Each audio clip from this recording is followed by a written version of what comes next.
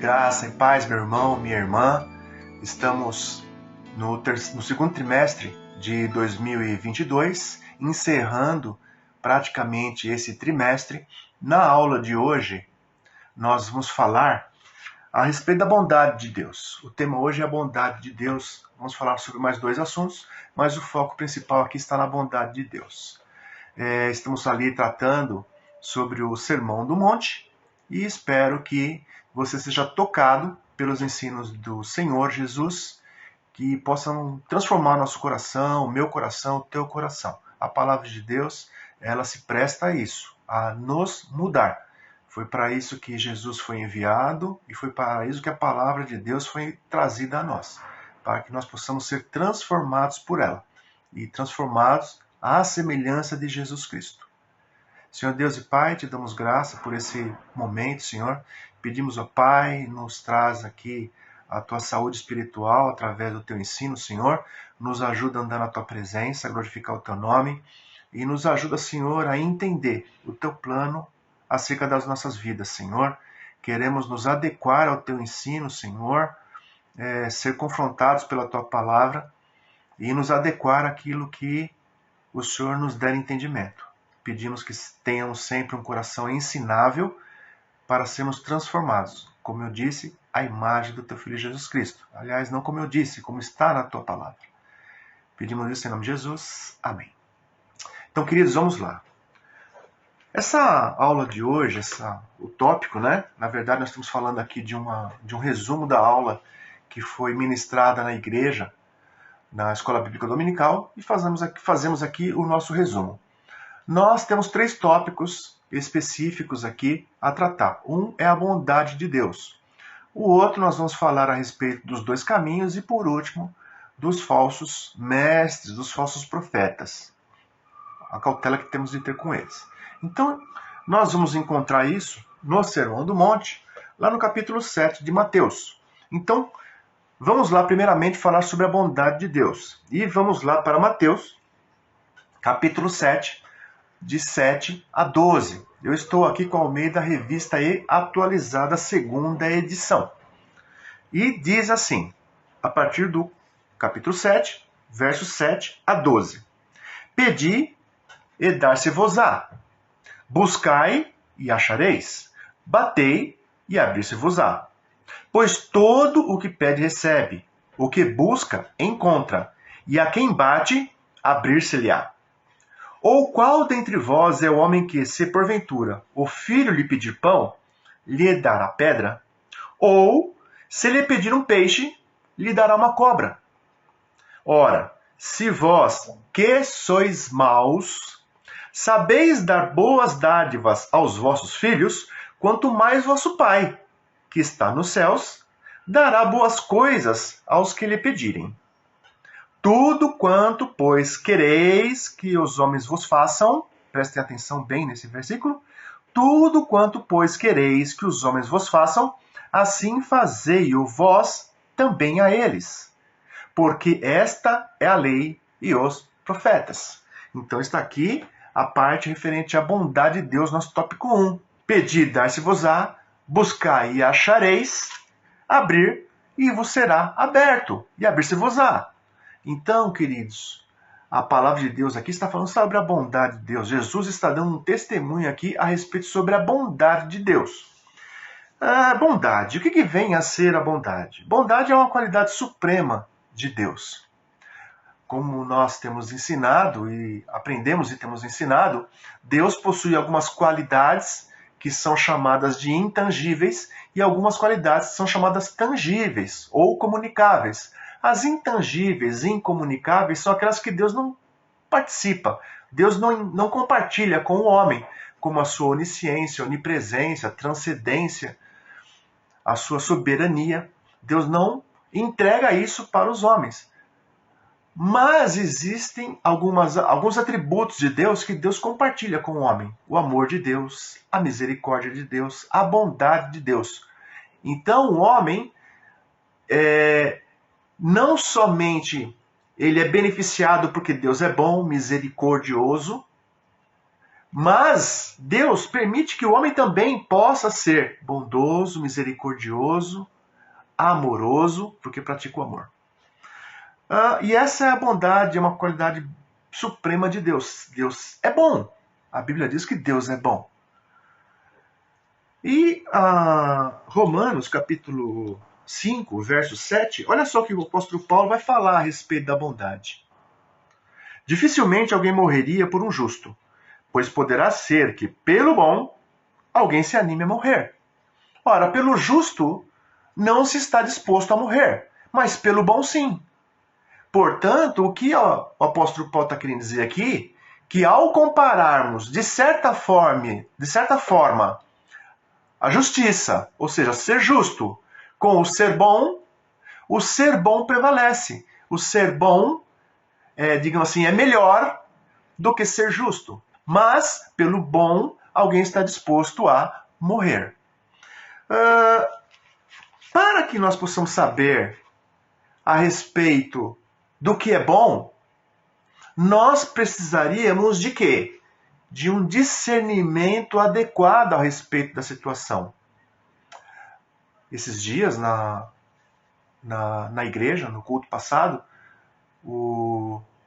a aula que nós tivemos foi a respeito do discernimento, do julgar o próximo, né? Então Deus nos deu a capacidade de julgar, né? Analisar a situação, analisar o conteúdo da situação e discernir sobre aquela situação.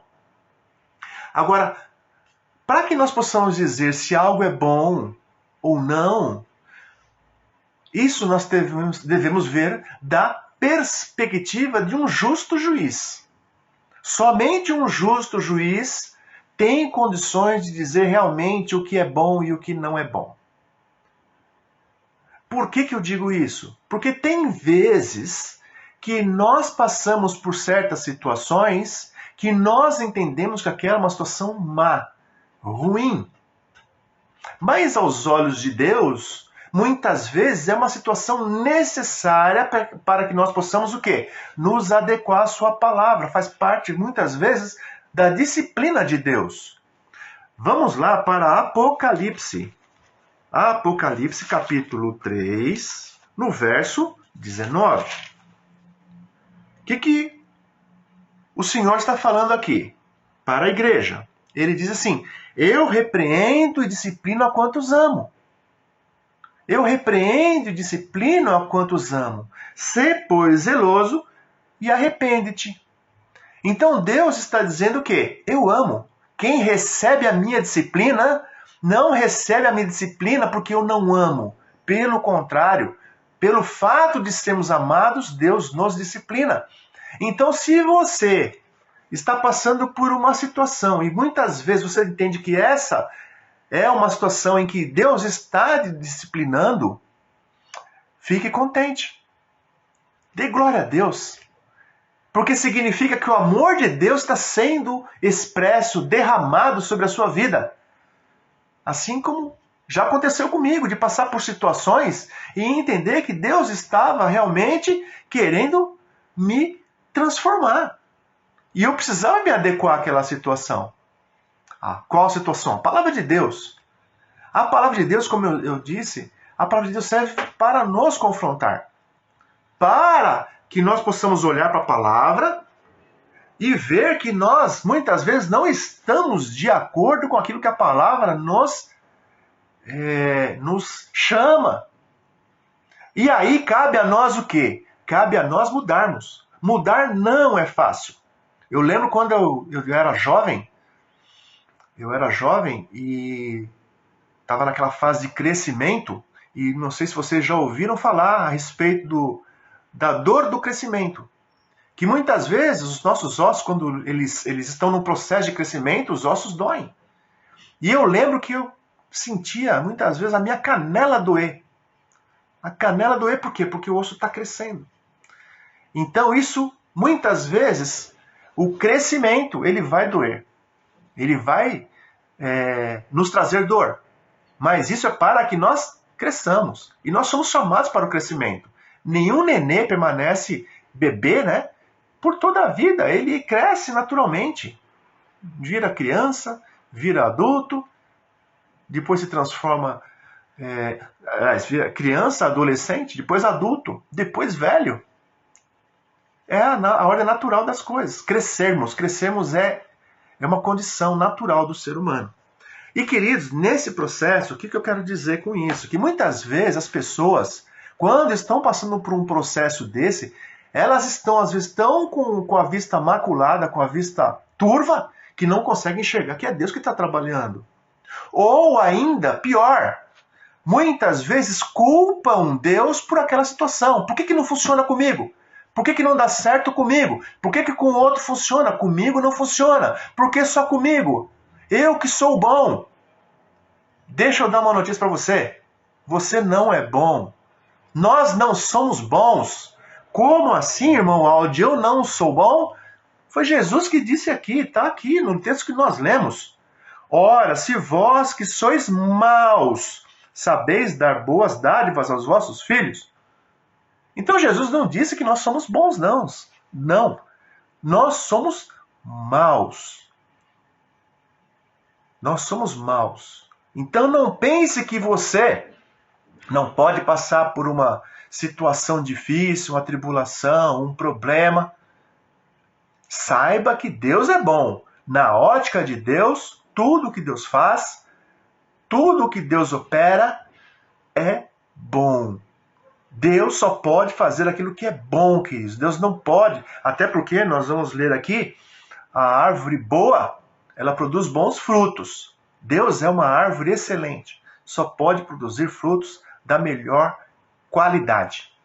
Então, nunca responsabilize Deus por alguma coisa que está acontecendo de mal na sua vida, no sentido de que Deus está te castigando. Não, Deus não castiga. Castigo é diferente de repreensão. A repreensão, ela vem com o intuito de fazer você crescer. Nos fazer crescer. Tá bem? A mim também. Então, quando nós somos repreendidos por Deus, voltamos lá para Apocalipse 3,19. É porque nós somos amados. Obrigado, Senhor, por nos amar o suficiente para nos repreender e não nos deixar perdidos. Queridos, nas quartas-feiras o pastor Vilmar tem falado a respeito da ovelha perdida. Perdida dentro da casa de Deus. E muitas vezes nós estamos assim, como ovelha perdida. Mas Deus vai lá, Ele nos busca, nos coloca no colo, nos leva de volta a redil, trata de nós. Eu lembro quando eu era pequeno, existia um dos remédios, né, que a gente usava quando ralava alguma coisa no corpo, caía, ralava o joelho, e lá vinha a mamãe com o mertiolate. Meu Deus, como aquele negócio era doído, que ardor. Hoje o mertiolate não dói, né? Hoje o mertiolate que você passa não dói mais. Mas naquela época, como ardia aquilo, era terrível. Não sei se era pior a dor de ralar o joelho ou a dor do mertiolate depois. Mas o mertiolate, ele era para curar, para sarar, ainda que doesse. Amém? Então fica com essa lição aí. Não culpe a Deus. Aliás, tem uma frase que diz, né? Uma vez eu vi uma frase que diz assim, encontrei vários erros na Bíblia. Todos em relação a mim. Encontrei vários erros na Bíblia. Todos em relação a mim. Então, muitas vezes nós vamos ler a palavra de Deus, vamos ser confrontados, vamos achar que a palavra não erra, gente. Se a palavra diz que nós estamos de um jeito e ela nos mostra que é para estar de outro, o mais sensato a fazer para que o nosso joelho não rale e o pai não tenha que vir com mertiolate, a melhor coisa é a gente andar de acordo com a palavra. Tá bem? O segundo ponto é a respeito dos dois caminhos. E o Senhor Jesus continua nessa instrução lá em Mateus 7, capítulo 7, versículos 13 e 14. E ele vai falar assim: entrai pela porta estreita, larga é a porta, e espaçoso o caminho que conduz para a perdição, e são muitos os que entram por ela. Porque estreita é a porta e apertado o caminho que conduz para a vida, e são poucos os que acertam com ela. Então, 2 caminhos, 2 portas, um estreito, outro mais largo. E as pessoas preferem passar pelo mais largo. Quem gosta de falta de espaço? Quem gosta de passar por um caminho que você tem que ficar ralando às vezes os ombros, se contorcendo para passar por ele, porque o caminho é muito estreito. A gente quer espaços largos. A gente quer ambientes espaçosos. Não é verdade? Como é bom andar por uma pista que tem uma rodovia que tem várias pistas, as pistas largas, né? É muito mais confortável. Na antiguidade, as cidades, elas geralmente tinham a entrada principal e tinham algumas entradas pequenininhas. À noite, a entrada principal era fechada por causa de segurança. As pessoas, então, que queriam usar ou necessitavam entrar ou sair da cidade, tinham que passar pela porta pequena, pela porta estreita. Só que essa porta era tão estreita que passava a pessoa. Se a pessoa estivesse com alguma carga, com algum camelo, até Jesus fala a respeito do camelo, de passar o camelo, né? O que acontece? A pessoa vai ter que se desfazer daquelas coisas. Então, ela está com o camelo, ela tem que tirar a carga do camelo, ela tem que se livrar daquelas coisas que está levando para poder passar pela entrada estreita. E Jesus disse que a entrada para o céu, o caminho para o céu, é como a entrada estreita, em que nós devemos deixar certas coisas. E eu vou relacionar algumas coisas aqui que podemos entender, como aquilo que não podemos entrar nos céus, trazendo na bagagem essas coisas. Então, por exemplo, o orgulho, a soberba, a presunção, a mentira, o ódio, tudo isso tem que ficar para trás, para que você possa andar pela entrada estreita. Porque as pessoas que vão pela entrada larga, elas entram com todas as suas bagagens, não se desfazem de nada, e muitas vezes estão levando essas bagagens. Mas o que nós devemos levar? Nossa bagagem é a essencial, que Deus nos dá, que Deus fala para que nós cultivemos, que são as virtudes do Espírito, o fruto do Espírito. A gente encontra lá em Gálatas 5 e 23, 24. E nós vamos, então, praticar entrar por essa porta estreita, carregando apenas aquilo que a palavra nos diz para levarmos. E, por último, a lição nos fala a respeito de nos acautelarmos dos falsos mestres e profetas. E Jesus, ele dá essa instrução, continuando o texto aqui, lá em Mateus, capítulo 7 ainda, dos versos 15 a 20. Vai dizer assim: acautelai-vos dos falsos profetas, que se vos apresentam disfarçados em ovelhas, mas que por dentro são lobos roubadores. Pelos seus frutos os conhecereis. Colhem-se, porventura, uvas dos espinheiros ou figos dos abrolhos? Assim, toda árvore boa produz bons frutos, porém a árvore má produz frutos maus. Não pode a árvore boa produzir frutos maus, nem a árvore má produzir frutos bons. Toda árvore que não produz bom fruto é cortada e lançada ao fogo. Assim, pois, pelos seus frutos os conhecereis. Então Jesus está dizendo aqui que os falsos mestres, falsos profetas, serão conhecidos pelos seus frutos.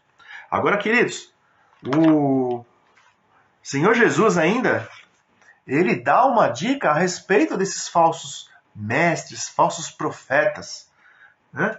Lá no capítulo 23, ainda de Mateus, verso 13.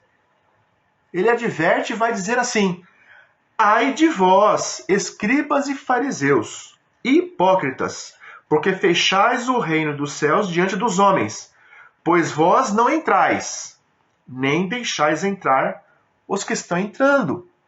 Então a gente tem que tomar cuidado, porque olha só o que significa seguir falsos mestres, seguir falsos profetas, significa o quê? Significa deixar de entrar no céu. Porque esses não estão entrando. Mas Jesus diz, vocês não entram.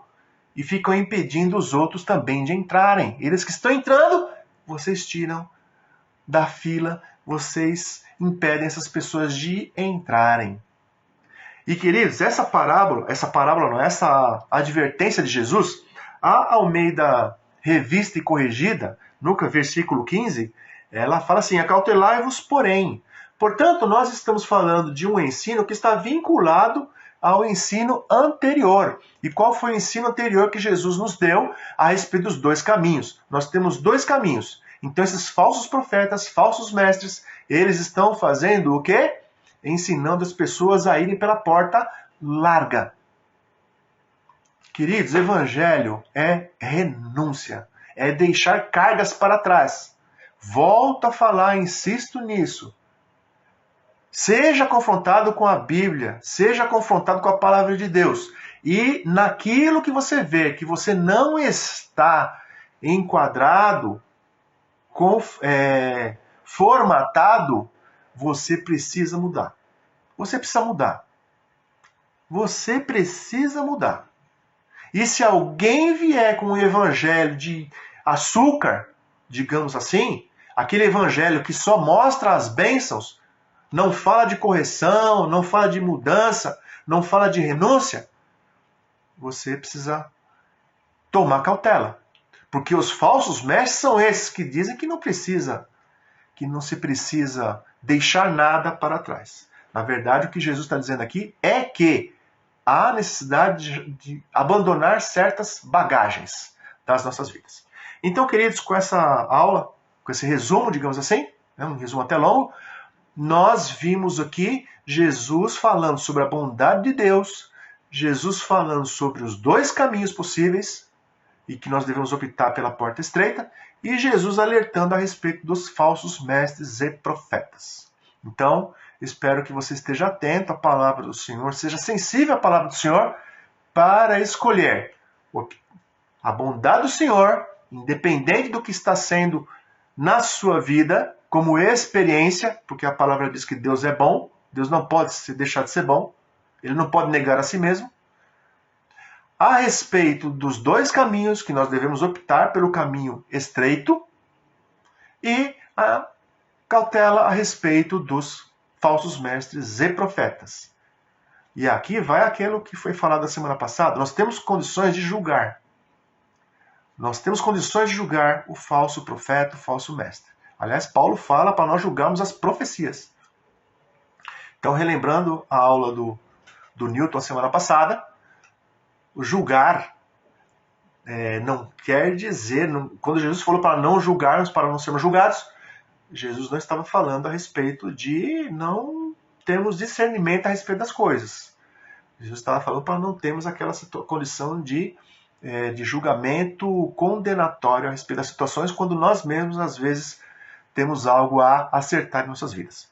Que Deus te abençoe, que Deus seja contigo, que Deus te dê luz e iluminação para rever os caminhos da tua vida e se adequar à sua palavra. Até a próxima aula, se Deus assim nos permitir, em nome de Jesus. Vá na paz.